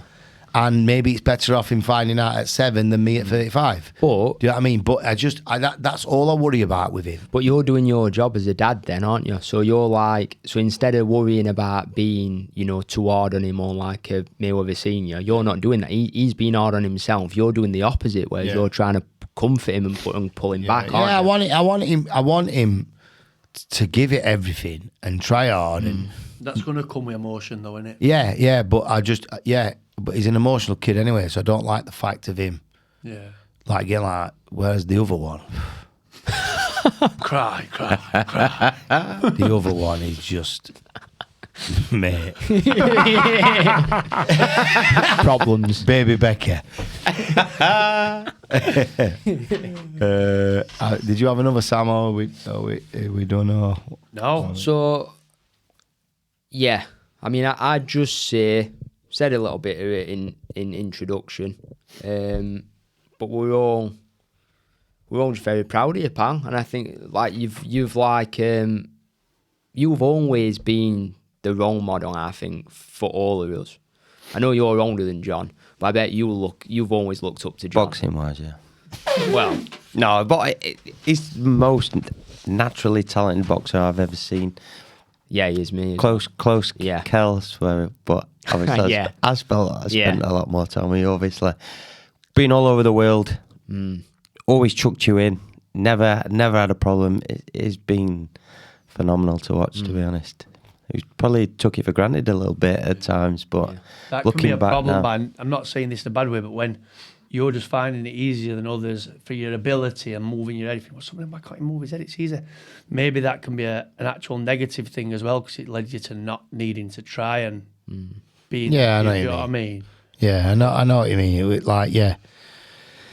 It was just, I don't know. It was just what I did, and I never thought about it. Yeah. I just did it. But I think that has led to some of the issues I've had after boxing or towards the end of boxing, because I think that was my identity. Like Chad, one of my best pals, he always takes piss. Like, I couldn't ride a bike, couldn't climb trees, couldn't roller skate, couldn't ice skate. Always got caught when we were doing knock a door run. Like, I couldn't do all. But I could box. Yeah. And it was the only thing. It was the only thing that made sense, and it was the only thing. And I think that's why I found it so hard when it wasn't there anymore. Yeah. And I think that's why I found it so hard when the one thing, what was always there for me, and the one thing what made me feel maybe good enough or not a fuck up, is gone. And then I think that's what that's I think that's what we're hard. But now I've got all this other stuff. What's not left me? Yeah. Know what I mean? Not left me, but like I've got all this other stuff to be happy about, like Reggie and Becky and Ada and the gym and all the kids in the gym and yourselves and this podcast. And I text you over there. I feel very proud about this, and I hope everybody does enjoy it. Yeah. And stuff. But I've got all this other stuff to fill it now, and I genuinely feel like I was 40 a couple of months ago. I didn't know how I felt about it.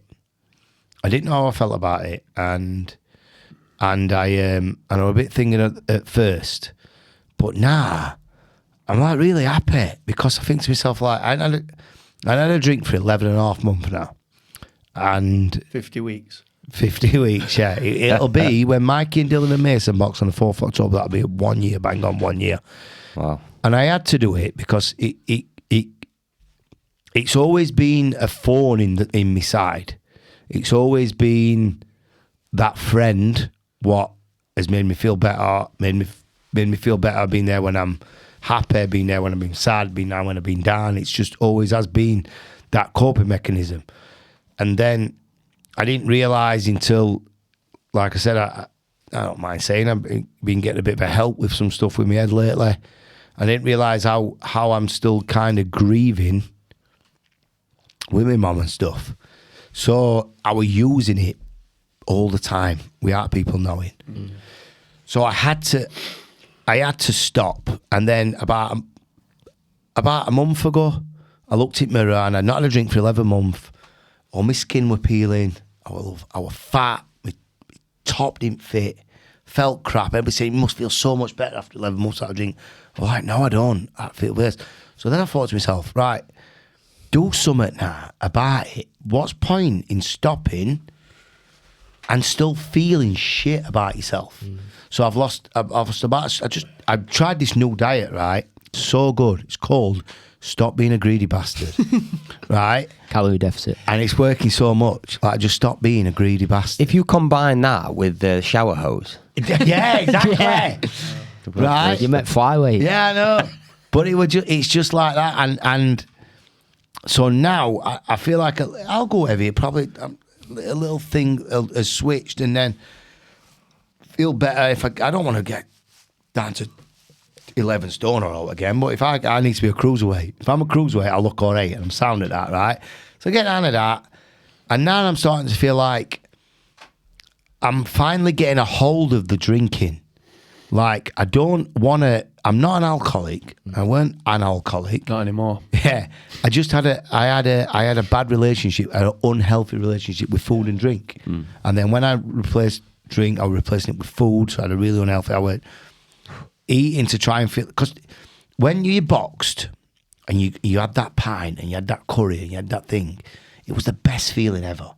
It was the reward. It was the best feeling ever. So then when I stopped boxing, the eating and drinking, I fingered it with happiness. I thought of it as being happy. But when you think about it, it's the fight what makes you happy. And the restrictions. Yeah, and then there's that. So then when you go for a spell where you're eating and drinking whatever you want, when it's not a reward, you're just doing it for the sake of it, to feel happy. Then you feel crap at how you look and how you feel. So then you eat again. Yeah, it's a vicious cycle. Yeah, and that's what I would like. And I've sat in the house before eating like chocolate cereal, and I'm not hungry.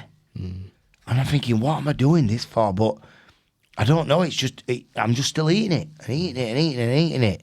So like now I feel as if, like, in that year off I've had my 40th birthday. We had my mum's first year of not being here. We had my mum's first birthday not being here. We had my uncle passed away, who I really loved a lot. I had his funeral. I went to Cayman Islands in Caribbean on my own. Like, I have 3 trigger points when it comes to drink. It's what I love more than all. It's airport beers, it's sun, and it's black people. Right? And I was in the Cayman Islands with all 3 of them. Right? And I didn't touch a drop. You've not done it. Right? I had Christmas. Christmas for me has always been about drinking. And I've had all them things in this year. So I'm not saying I don't ever want to. I do. We're going to America. I want to have a basket of chicken wings and a nice ice cold beer. Right? I want to. Right? And I will, because I know for a fact that I've broke the cycle now. If I can do all them things I've just said without having a drink. Yeah. Right? And I used to say, I first did it for Becky and for kids, because I weren't very good to live with for a bit, because of how I was struggling, and then not lashing out like bad, but like just weren't happy and defensive a lot. So I did it for them, but something happened a couple of weeks ago, and I thought, I'm going to go and have a drink. And I didn't. And then that's when I realised I was doing it for me. Yeah. Because I don't need, what? Because I feel shit going to have a drink. Why? I've got PT in a bit. I've got gym in the morning. I've got this and that. So now I know I broke that cycle. So now, to go back to finish, because I'm going on, like, I'm happy to, knowing this life begins at 40. Yeah. I feel as if now I'm just starting. Yeah. That's amazing. Do you know what I mean? I feel as if, like, like. But you are just starting. Pal. Yeah, sometimes it's hard. Fucking hell, it's like therapy, isn't it? Yeah. Sometimes I don't like being happy because my mum's not here, and I feel bad for feeling happy. But I'm getting better. Like when I used to go and see my mum, it was.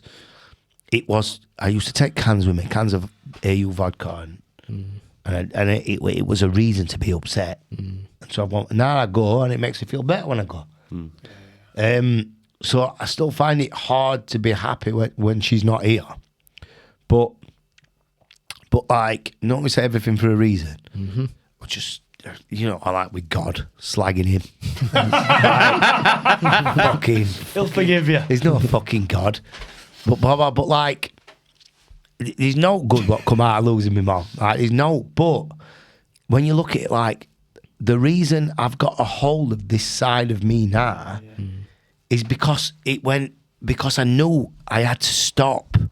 Yeah. Because of the way I was dealing with it, and I was going to lose my family, and I was going to lose my gym, and it was just all going to mess me up again, like it messed my boxing up, like it messed everything up. So, if there is something good what's come out in it, there isn't, but at least maybe that's put me on that path to do that. Yeah. Do you know what I mean? And like, so now, she won't want me to be upset anyway. She'd want me to be happy. And John, I'll just say, like, So your mum would be so proud of you, pal. She really would. And the thing is, it's like, you should be very proud of yourself because, like you've said, you're not an alcoholic. You didn't have to go to fucking rehab or out, but you made a decision as a man that was something that you knew was going to benefit you and your family positively. So you made that decision when you didn't need to, when you could have carried on and just had a bit of an easy road, and you fucking didn't. Yeah.